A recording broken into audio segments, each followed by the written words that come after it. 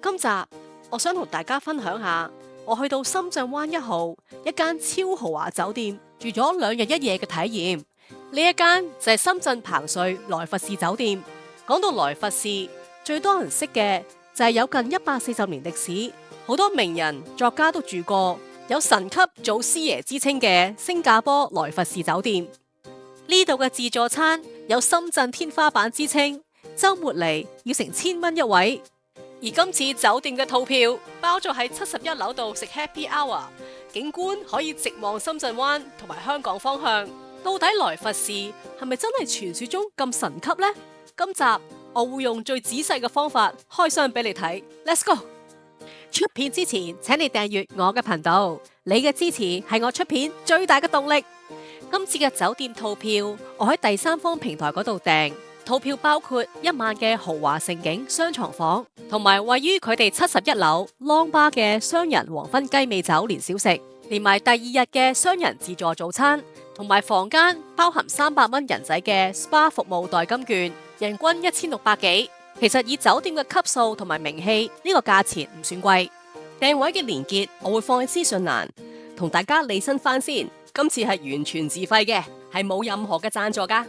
同其他高檔酒店一樣，呢度都有個人管家服務。由於我想要求生日嘅佈置，於是我就主動聯絡酒店，亦都加咗佢哋嘅微信。而酒店回覆嘅速度都非常之快。而入住當日嘅朝頭早，管家亦都有微信俾我，話俾我知房間大概2點鐘會準備好。呢啲都令我覺得我嘅預訂係非常之受重視嘅。而佢嘅位置係非常之近深圳灣口岸。其實啱啱過完關就已經望到棟大廈噶啦，所以搭的士過去都係超近嘅。酒店喺2019年5月16號開業，總共有168個房間。大門口旁邊就係停車場嘅入口，住宿期間都可以免費泊車。而喺停車場隔籬就係24小時營業嘅全家，落嚟買嘢食、買嘢飲超方便。座落嘅建築物一共係有74層，喺2018年建成，總高度係341米。呢一座咁宏偉嘅建築物係由美國曼哈頓知名嘅設計公司 KPF 運用咗現代經典設計美學而設計出嚟嘅。而咁高嘅好處呢，就係可以好清楚咁望到成個深圳灣。外形成之筍嘅就係深圳灣嘅地標春筍，旁邊蛋形嘅就係深圳灣體育館春繭。而夜晚啲開燈，成棟大廈就會俾燈光一格一格咁亮起，線條係非常之清晰。而咁高嘅大廈抹窗嘅時候就要用呢啲吊臂啦，真係見到都驚驚地啊！同其他嘅摩天大樓一樣，呢度嘅頂樓都係有個停機坪，但係由於深圳市中心攞批文係非常之難，所以呢個停機坪暫時都冇用過。大廈嘅業主係彭帥集團，亦有深圳最高3功能混合使用建築物之稱。拉恩大廈除咗酒店之外，仲有辦公室同埋世界最高嘅音樂廳，而且某一啲樓層亦係屬於高端嘅住宅品牌深圳灣1號。而來佛士酒店就佔用咗最頂樓嘅部分，而佢嘅樓層就包括有 L1、L2、33至到45、70至72嘅。酒店嘅大堂位於34樓，大堂嘅樓底足足有5米高，空間感係超誇張。大堂係冇 check-in counter， 出到 lift 之後一路直行就會進入一個隱蔽式嘅 check-in 區域，所有嘅住客都會享受到1對1嘅管家服務，辦理所有入住嘅手續。酒店會要求以信用卡進行2000蚊嘅預授權，作為入住期間嘅按金。如果冇任何消費嘅話，退房之後就會自動解除。辦理手續嘅時候，仲會有一杯迎賓嘅桂花烏龍茶，飲落去嘅時候好香桂花味，我飲咗好多杯啊！然後管家就會帶我哋上房。呢度嘅電梯間分咗2個部分，一邊係俾酒店嘅住客，另外一邊就通去所有嘅餐廳，咁樣提升咗住客嘅私隱同埋入住感。電梯亦都係需要拍卡先至撳到相應嘅樓層。每層客房嘅2側都會見到一啲精挑細選嘅藝術品，非常之有心思。行過走廊之後，就到達咗我哋今次入住嘅房間3622。房間一開門係一個玄關，要經過咗衣帽間同埋浴室，先至會見到床，好有私隱。今次嘅豪華城景雙床房面積係646尺，比起一般嘅酒店房係大好多。由於預早通知酒店係慶祝生日，所以喺工作台嗰度就見到10幾個氫氣球。不過慶祝生日唔用黑色氣球會唔會好啲呢？靠窗嘅2張梳化亦都放咗啲紅色嘅心形氣球，床之間仲擺咗個好大個嘅蝴蝶氣球，而電視機下邊張台就用真嘅玫瑰花瓣砌咗個生日快樂嘅縮寫，就連浴室嘅洗手盆都有啲真花瓣點綴，仲有張管家親手寫嘅生日卡，好感動啊！而生日嘅禮物就係2隻湖水藍印有酒店名嘅保溫杯，都幾靚噶。仲會贈送半磅生日蛋糕，可以揀芝士蛋糕或者呢一個士多啤梨蛋糕。鮮紅色嘅外形，上面有啲細細朵嘅朱古力花，旁邊亦有印咗酒店名。切開入邊，除咗蛋糕之外，就有士多啤梨果層同埋啲慕斯。不過整體嘅味道就偏甜，而且係冇提供蠟燭嘅。但係整體嘅佈置都好有氣氛。除此之外，台面亦都見到迎賓水果。房間嘅床好大張，闊度有150厘米，床褥就係好多5星酒店都會用嘅絲連，而床上用品就用咗國內酒店布草界龍頭級嘅品牌康乃馨，質料係比較滑身。攞開枕頭之後，其實床有一個 cushion 位，挨度睇電視非常之舒服。枕頭就提供咗4款，軟硬都有。同其他高檔酒店一樣，呢度都會有額外嘅枕頭選擇係比出邊酒店多，有9款，連攬枕都有啊！通知管家要咩枕頭，好快就會送到噶啦。綜合晒所有嘅條件，嗰晚我都瞓得好舒服。靠牆就見到個帶啲中式設計嘅櫃，一打開成個櫃都係迷你吧，入邊仲附帶咗燈，方便夜晚攞嘢食。費用全面嘅迷你吧，見到有2款薯片、熊仔朱古力餅同埋啲果仁，下格部咖啡機就可以拉出嚟，上面有6款相應嘅膠囊，放個膠囊落去，撳個掣，好快就有咖啡飲，so 方便。亦有提供鮮奶噶。下邊個櫃一拉開，就見到新加坡百年品牌嘅茶葉 TWG， 用咗原塊嘅高級茶葉，唔係茶碎，飲落確實係香啲嘅。另外拉出嚟仲有個熱水煲、碗同埋水杯，幾特別嘅就係呢度有提供杯墊嘅。打開下邊個雪櫃，總共有8款，總共10支飲品，有啲椰水、果汁、燕麥奶、乳酪、氣泡水同埋可樂。想同大家介紹下呢支來有乾坤嘅賓利啤酒，佢嘅底部其實係一個開瓶器，只要將個瓶蓋對準個底部一扭，開咗，飲勝。呢個設計真係幾驚喜。房度亦有放置500毫升嘅免費樽裝飲用水。櫃內嘅食品同飲品，如果想攞 refill 嘅話，而數量又唔係咁多，酒店都會繼續唔收錢噶。呢點確實比其他酒店大方。房內65寸嘅 Samsung 電視，除咗可以睇無線之外，仲有可以連接手機做投屏嘅功能。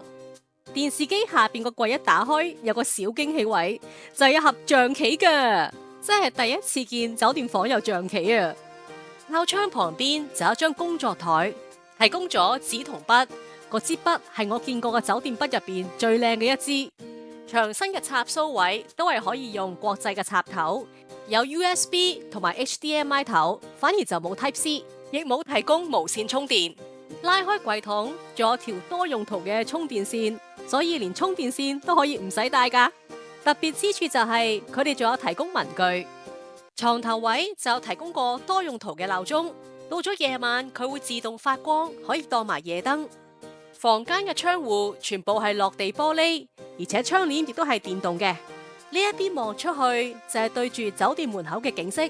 房間係以地板為主，配搭咗自然色彩嘅地氈，但地面就好多行李嘅拖喼痕，同埋仔細一睇，好多接駁木板中間嘅物料都已經脫落咗。希望酒店會注意一下地板嘅保養啦。至於洗手間入邊，雖然唔係話太大，不過就做咗乾濕分離。呢度嘅驚喜位就係塊霧化嘅玻璃，撳個掣就變透明，再撳掣又變翻霧化，係咪好得意呢？獨立嘅浴缸就用咗德國嘅高端浴室品牌卡德維，長度有145厘米，都唔算細噶啦。仲有個 SPA 枕頭，浴缸上邊有個豪華酒店先至會配備嘅木架，樽入邊有2款少量嘅浴鹽。特別嘅貼心服務就係可以請管家訂製一個特別嘅泡泡浴。今次我就將房入邊嘅真玫瑰花瓣升級再造，梗係唔會少得我嗰兩個 friend 啦。訂埋酒店提供嘅青檸羅勒精油，真係好似一個私人 SPA 一樣。旁邊仲有張凳仔可以擺毛巾，洗手盆呢都有提供2個，咁就唔使打細膠。地下又有鋪一張毛毛嘅地氈。浴室嘅水龍喉就用咗一線奢華酒店品牌專用嘅德國牌子萊茵布萊特，而佢哋嘅洗護系列就用咗高端品牌 EPFM 嘅香薰系列，淨係高檔酒店先至會用㗎咋。其實萊佛士酒店係一間綠色飯店，所以提供嘅一次性用品好多都係木製或者用環保材料，有唔同顏色嘅木柄牙刷。我見過酒店提供最靚嘅木梳，好精緻嘅木柄剃鬚刀，口碑好同埋幾大支嘅日本新 Star 牙膏，高露潔漱口水。其他嘅就會見到指甲銼、髮圈、浴帽、棉花棒、浴刷。呢一條壓縮嘅一次性洗面巾，加水之後就會變大，真係幾方便噶。就連房間提供嘅拖鞋底部都係用咗水松木，而唔係普通嘅白底膠。就連房卡都係木製，真係好環保啊！其實乾濕分離嘅門都有個驚喜位噶，玻璃其實係半透明，充滿咗滿滿嘅曖昧感。而洗手間入邊簡直就係一個超級馬桶啊！入去個蓋會自動揭起。去完廁所自動沖水再閂蓋，當然亦有暖坐廁呢啲基本功能啦。旁邊仲有個小夜燈，夜晚起身去廁所唔怕撲親。而淋浴間就同其他酒店一樣，係有2種花灑頭，亦有防滑墊。不過可能空間比較細，就冇提供石凳可以坐低。洗手間對出就有一張獨立嘅梳妝台，盒入邊就係Dyson風筒。洗完頭可以坐喺度舒舒服服咁吹頭。呢度絕對係加分位。位於門口玄關後邊嘅衣帽間都供應咗唔少物品，有2款來自萊佛士自家品牌唔同物料嘅浴袍，一款比較厚身，着落好軟熟；另外一款就薄身嘅。靠牆有個幾大個嘅密碼保險箱，闊度有43厘米，足夠放一部手提電腦。入邊預咗放重要嘅首飾噶，除咗體重磅同埋長遮之外，桶入邊仲有張瑜伽墊。房入邊有瑜伽墊，其實好少見。而櫃桶一拉開，亦會有一個白色印有酒店名嘅紙袋。最底個櫃就見到2對一次性嘅拖鞋，着落去嘅質地係軟熟同埋厚實。酒店有個溫馨提示，拖鞋唔好着出房。仲有提供付款嘅洗衣服務，佢哋提供嘅布洗衫袋係我見過最靚嘅一款。同其他高檔酒店一樣，呢度都有提供擦鞋嘅服務。只要將皮鞋放落呢一個黑色嘅鞋袋，再通知管家，就會有職員上嚟收。大概20分鐘就會送翻對鞋翻嚟。不過對鞋前後冇乜太大嘅對比。而作為一間咁有實力品牌嘅酒店，呢度當然有開夜床服務啦。而開夜床嘅服務亮點就係有糖水。其實櫃下邊有2個透明碗，係專係飲糖水用嘅。今日嘅糖水係木瓜燉雪耳。最窩心嘅就係糖水係會用保溫壺裝住㗎。好啦，快啲嚟試下先。糖水唔會太甜，而且啲料都幾足。酒店有咁嘅服務，我覺得好幸福啊！開夜床嘅目的係主要令到客人可以準備休息。一般會喺地下鋪一塊白色巾，再放拖鞋上去。呢啲標誌性嘅擺位，令客人一入房就知道夜床已經服務好。床頭就會擺放一個黑色墊，上面有個支裝水同埋一個水杯。另外，管家仲會加添所有用過嘅用品，例如加添廁所嘅廁紙啦，一次性嘅洗護用品。唔知酒店會唔會考慮下提供眼罩呢？好啦，介紹完間房，我哋而家去71樓嘅 Long Bar 一齊去食酒店套票包括嘅5點至8點 Happy Hour。一入到去，見到餐廳嘅樓底都幾高。呢度近窗口嘅梳化位仲可以望到南山日落添，坐到入黑，着晒燈之後仲靚啊！唔怪得知呢個 Long Bar 咁出名啦。呢度望出去嘅景觀就真係好靚嘅，但係 Happy Hour 食物嘅選擇就唔係太多啦。先嚟講下暖燈下邊嘅熱食，先嚟介紹五香鮑魚腐皮卷，食落去都係熱辣辣嘅，層腐皮都係脆嘅。入邊個內餡就鞋鞋地。日式醬烤牛肋條，2個字講晒，好韌。素菜春卷，4樣之中呢個最好食，脆卜卜。最後就係鹽酥雞，陳皮都係脆嘅，食落去中規中矩啦。噴緊煙嘅呢一煲就係清湯蘿蔔牛腩，啲湯頭都幾甜嘅，牛腩就未算好韌。有啲凍肉切盤，全部一般般。芝士拼盤，睇個樣就一般般啦，食落都係一般般。呢度就有12盤細細盤嘅精選小食，有啲果仁、醃青瓜、黑橄欖呢啲啦，仲有6款唔同品種嘅麵包，麵包個質素就 OK 嘅。呢啲情況最穩陣嘅一定係生果盤噶啦，生果全部好新鮮，食多2嚿啦。有2款果味同埋朱古力味嘅蛋糕，不過我都唔講啦。飲品方面有啲無酒精嘅果汁、茶或者咖啡，亦都有紅酒、白酒供應。呢一度嘅餐具就用咗歐洲好出名嘅維寶，上邊嘅數目字係代表不鏽鋼嘅規格。而家餐廳就同緊呢一個紫色嘅公仔做緊聯乘，推出咗一款下午茶。點心有埋魚子醬同埋嘢飲，總共係798蚊人仔。隔離台就嗌咗，佢哋唔係太中意，仲請我食咗幾個添。個擺盤同埋個樣都幾精緻嘅，但係食落去味道真係好一般。但係論氣氛、論格調同埋論景色，呢度真係一流。夜晚9點鐘之後仲會播音樂，上嚟嗌杯酒店首創嘅新加坡司令雞尾酒，坐喺度飲下嘢都幾有氣氛。餐廳行出去對面就係世界最高嘅音樂廳雲眾，不過入邊裝修緊，所以入唔到去啦。位於下一層嘅雲景中餐廳就可以俾你體驗到真正嘅雲端級餐飲啦。呢度連續幾年都入選過黑珍珠餐廳。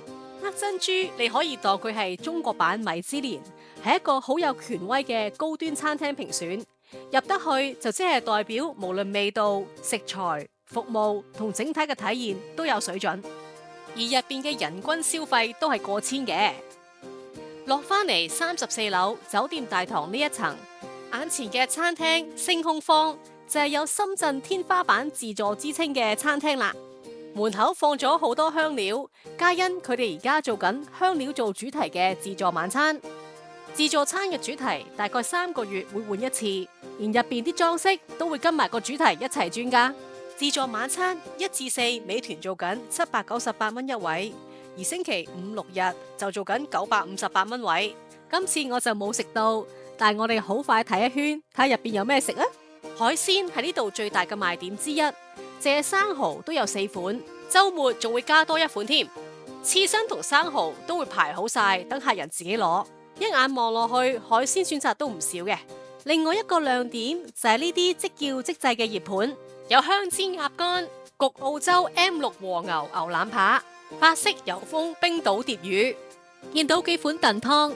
熱盤就見到啲大蝦啊、燒魚，亦都見到一啲西式嘅熱盤啊，仲有一啲中炒之類。咁餐廳就解釋呢度嘅食材都係比較頂級嘅。咁因為我今次冇食到，所以我就話唔到俾大家知道好唔好食啦。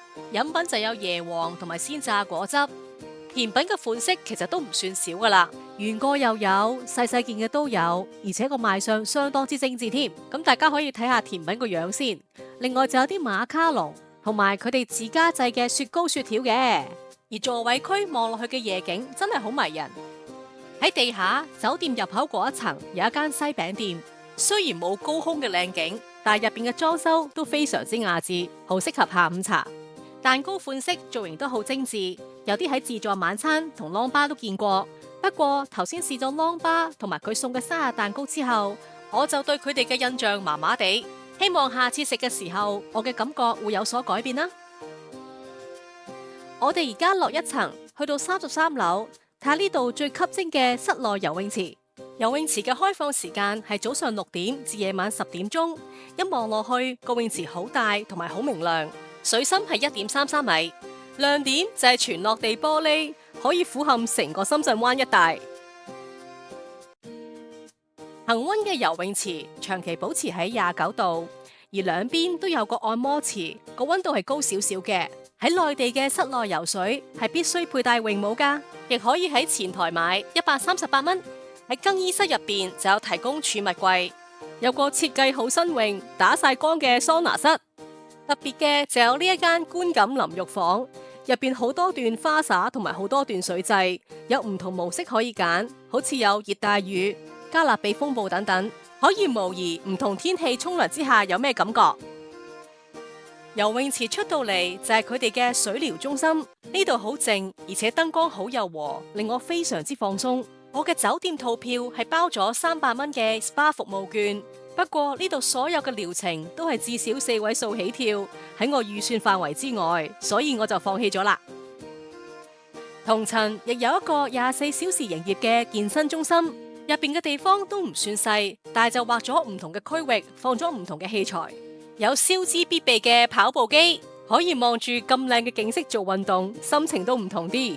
某一啲區域仲配置咗電視，陪客人一齊做運動。台面就有啲檸檬水、生果同埋紙包水供應。酒店另外一個貼心嘅服務就係有半小時嘅藝術鑑賞，會仔細咁介紹酒店所有收藏嘅藝術品。其實位於34樓酒店大堂，每位 check-in 客人都會經過嘅呢個 Tiffany 式正方形嘅藝術品，就係酒店嘅鎮店之寶。佢係喺2019年酒店開張嘅時候，以300萬價值投得。作品係嚟自中國非常之有具代表性嘅藝術家蘇少柏。圓塊嘅木頭冇任何嘅接駁，而且表面嘅裂痕都係屬於自然嘅，加上表面漆咗湖水綠色，同酒店嘅自然同埋綠色飯店嘅概念非常之吻合。位於同一層，喺電梯一出就見到嘅呢一個抽象金屬雕塑，係出自於美國當代雕塑家 David Bourgeois。抽象嘅雕塑示意冇語言嘅限制，更加國際化，而放喺水池上邊就令作品更加有立體感同埋儀式感。而呢一個金色寓意住步步高升嘅擺設，亦都係 David 嘅作品。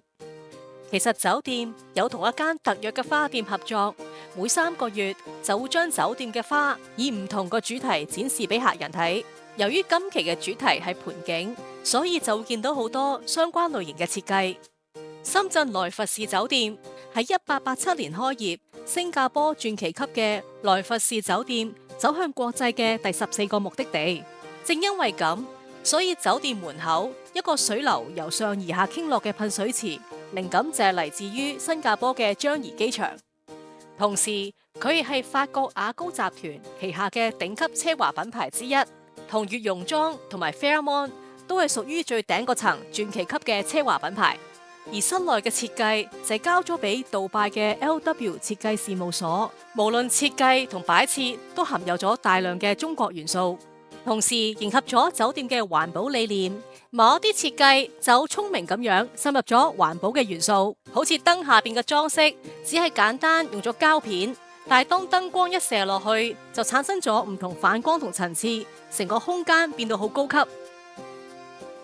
喺大廳呢一度就揾到一本關於萊佛士酒店嘅書，入邊介紹咗1887年嘅時候由沙基士兄弟創立，最初其實係得10間客房，之後酒店慢慢走向國際化，喺2024年就喺澳門開咗間酒店，而位於中東嘅多哈酒店仲係當地嘅新地標，建築物嘅外形好似把阿拉伯彎刀，真係幾震撼。好啦，瞓醒之後見到陽光，吉時到食早餐。自助早餐係由6點半至到10點半，而位置就同自助晚餐一樣，都喺34樓嘅星空坊。呢邊有個貼心位，真係要讚一讚嘅。門口有張台，上面擺咗幾款麵包、水果，經過嘅客人都可以免費食㗎。最特別嘅就係提供咗姑娘果，外形成粒黃色嘅小果實，切開入邊好似番茄，食落去爽爽地，幾好食㗎。呢個免費早餐位加分。我嘅早餐套票係包咗雙人嘅自助早餐，如果單買嘅話，早餐係成人298蚊，而6至12歲就係半價。餐廳入邊嘅座位區係全部靠窗，因為我7點鐘已經落到嚟，所以仲可以見到個鹹蛋黃出緊嚟。難怪呢一度喺大眾點評評選為深圳自助餐環境榜第1名啦。食物就有4.9，近乎滿分嘅超好評。其實我覺得呢度職員嘅制服都好靚啊，同晚餐嘅亮點一樣，呢度都有即煮即點嘅熱盤，同職員講低台號就會親自送上台。首先見到招牌和牛餅配田園香草芝士，切落去嘅時候入邊粉紅色都幾靚，食落去都有啲肉味，呢個整體都唔錯。法式火腿芝士牛角包，個包就烘到好脆口，入邊有啲番茄乾同火腿，整體感覺都唔錯。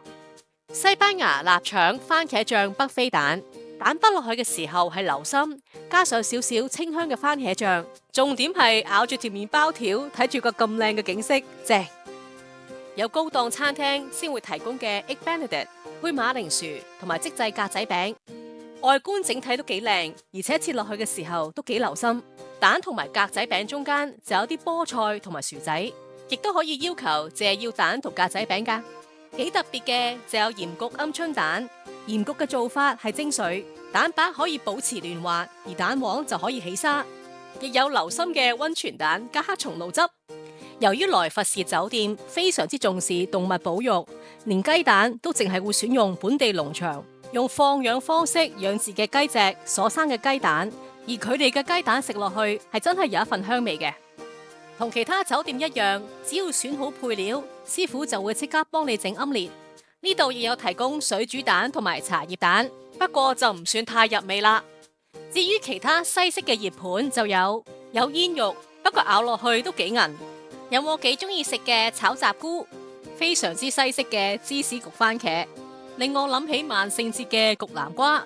上面好多油嘅牛油浸火腿，西式嘅香料焗薯仔，唔同品種唔同味道嘅腸仔，仲見到雞蛋個 friend 茄汁豆。最角落頭就見到啲炸物，有味道一般般嘅油條，好好食，好脆口嘅炸牛奶，入邊仲係好滑嘅添。炸薯餅亦係熱辣辣，好脆口，就連醬汁嘅選擇都唔少噶。開放式嘅廚房，仲見到職員準備緊送上房嘅早餐。側邊噴煙嘅蒸爐上邊有7款嘅點心，比較特別嘅就係黑松露燒賣，但係食落去嘅感覺整體都係一般般，整體質素都過得去嘅奶黃包。至於個蝦餃呢，層皮就超厚，而個內餡都唔係好掂。其餘嘅就有好健康嘅粟米、豬肉叉燒包、糯米雞同埋內地自助餐好多都會提供嘅蒸山藥。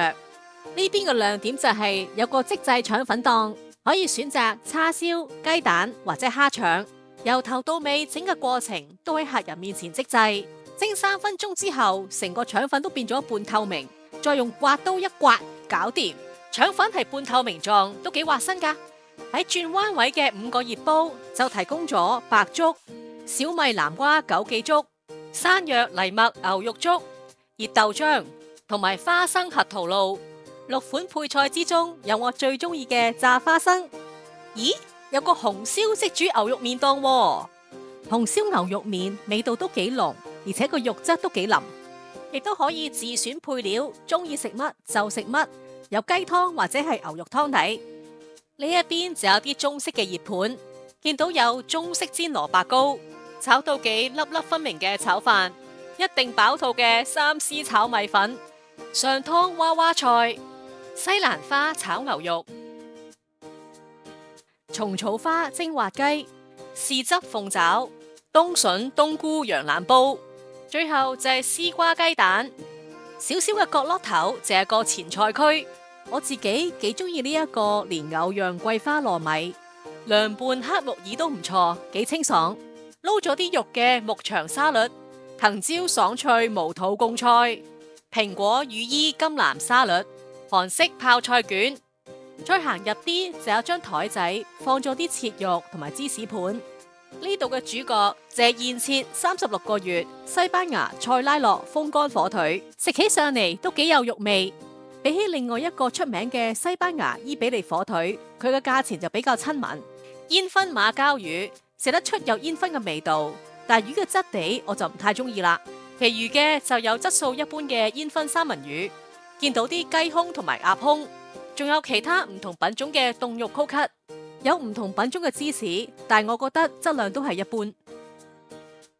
而家我哋嚟到餐廳最入邊嗰張台，見到啲 cereal， 有可可米、幾特別嘅就有啲阿拉伯椰棗，由椰棗樹結出嘅果實，味道係非常之濃。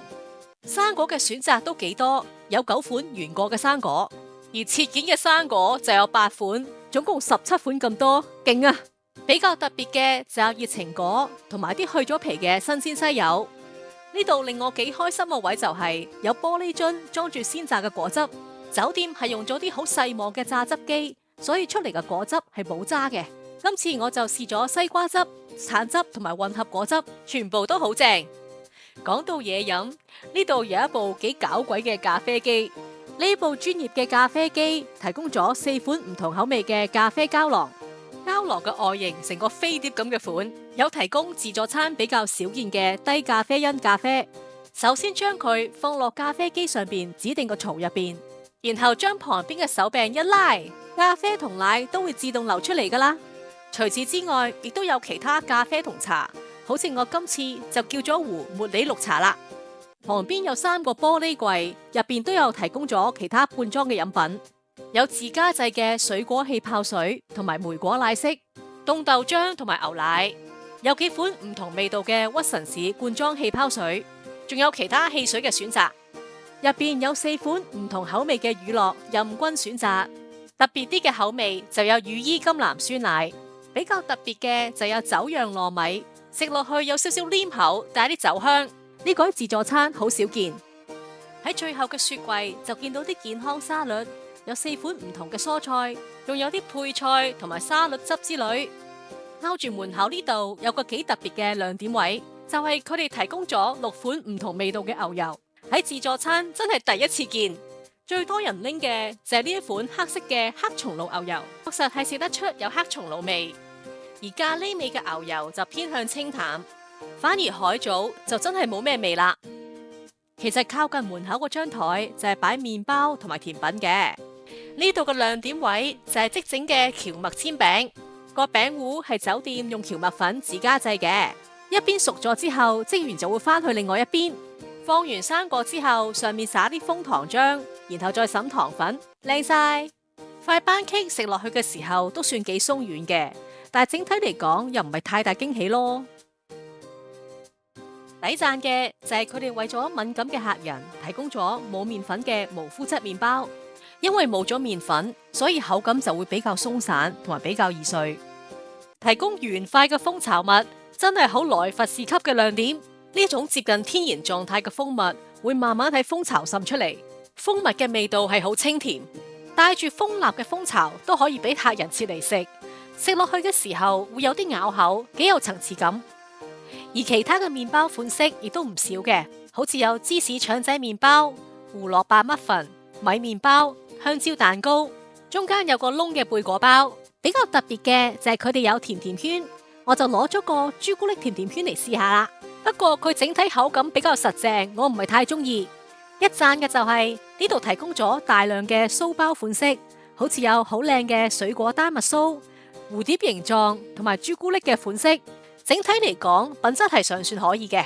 佢哋細細杯嘅麵包布甸都做得唔差噶，入邊幾濕潤，食起上嚟幾療癒。好中意佢哋有麵包翻熱機，因為我中意食啲熱辣辣嘅麵包。早餐仲有2款自家製嘅雪糕，贏咗啦！雪糕係預先滗好咗，所以外形就好靚，但係擺耐咗，表面會起霜，滗落去就冇咁滑。我都係覺得新鮮滗會好啲，食落去嘅質地都係滑嘅。好啦，食物就介紹完畢啦。酒店嘅退房時間係12點鐘，視乎房間情況，可能可以延遲到1點。其實酒店有一個周邊地圖，介紹俾客人酒店附近有啲咩景點。先嚟介紹下，正喺酒店對面，只係1河之隔嘅君上3019，所以酒店行過去都係幾分鐘左右。其實入邊就唔係太多嘢行，不過佢嘅 B1 層就有個超市啦。佢哋開早10晚10，夜晚悶悶地喺度行下睇下嘢都唔錯噶。呢度有個港人幾中意行嘅海產區，有啲大閘蟹同埋新鮮海產。而其他嘅樓層就有啲餐廳、咖啡店、時裝店等等。位於酒店前邊嘅就係中心河北河，成條河大概係1.76公里，沿路會見到小橋、流水、綠化步道，早上行一行都幾舒服噶。好啦，我哋而家嚟個整體評價，如果講服務呢，呢度係算中上甚至係高水準嘅，好似佢哋管家覆嘢好快啦，有夜床服務，又送小禮物，又有生日驚喜，再送糖水添。管家留意到我唔舒服，仲主動送一杯蜜糖水俾我飲，我覺得係好殷勤嘅。而酒店嘅位置因為靠近深圳灣口岸，所以對香港人嚟講呢，一定係一個優勢。而景觀呢，就一定冇投訴啦，70幾樓望落嚟，成個深圳灣睇晒，真係好靚。至於71樓 Long Bar 嘅 Happy Hour， 我覺得食物嘅質素，包括蛋糕嘅款式都係一般。而佢哋而家做緊紫色個公仔嘅主題下午茶，係798蚊。如果對比佢嘅味道嘅話呢，我就覺得佢個價位有啲貴，而且唔係咁值咯。咁講到佢嘅酒店自助餐，我就覺得某啲食物呢，可能令人覺得係中上，但係唔係大力推介嘅重點。有啲覺得似係普通嘅自助餐，加個好靚嘅景。咁如果係追求高質服務、景觀，同埋想試下來佛士呢個品牌嘅話呢，咁我都覺得係值得嘅。咁但係如果食物嘅質素係好緊要嘅話呢，咁可能就會覺得偏貴或者性價比一般嘅啫。希望呢啲意見可以幫到大家。好啦，今集嘅分享就到呢一度，多謝你睇到最尾啊！如果你都中意呢條片嘅話，就麻煩你按讚、分享、留言啦。我哋下次見，多謝晒。